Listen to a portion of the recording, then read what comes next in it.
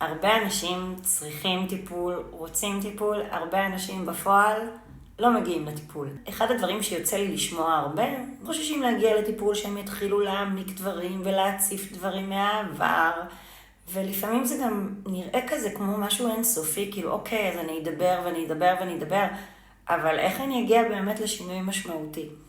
אם באמת יש לכם את החששות האלה, תדעו שדווקא טיפול CBT יכול ממש להפתיע אתכם לטובה. טיפול CBT זה Cognitive Behavior Treatment, שזה בעצם אומר טיפול התנהגותי וקוגניטיבי. זאת אומרת שאנחנו קודם כל צריכים לעשות עבודה על הקוגניציה שלנו, ולשנות את דפוס ההתנהגות באמצעות זה. אז בעצם למה צריך בכלל את הטיפול CBT?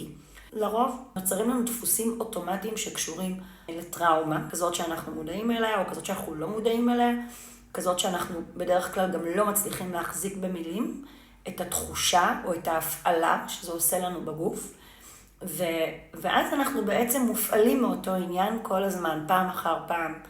ולכן הדבר הראשון שחשוב בטיפול CBT זה לדעת לזהות את דפוס החשיבה שלנו. ברגע שאנחנו מזהים את דפוס החשיבה שלנו, אנחנו נוכל גם להתאים לו תגובה התנהגותית שהיא מדויקת ונכונה.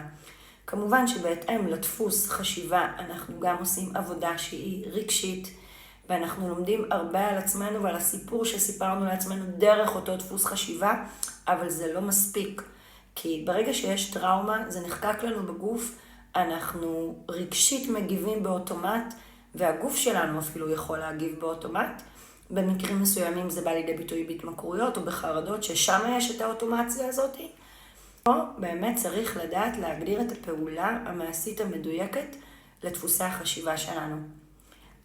אם אתם מתחברים לסרטון והמידע הזה היה מועיל, אני אשמח שתעשו לייק ותשתפו.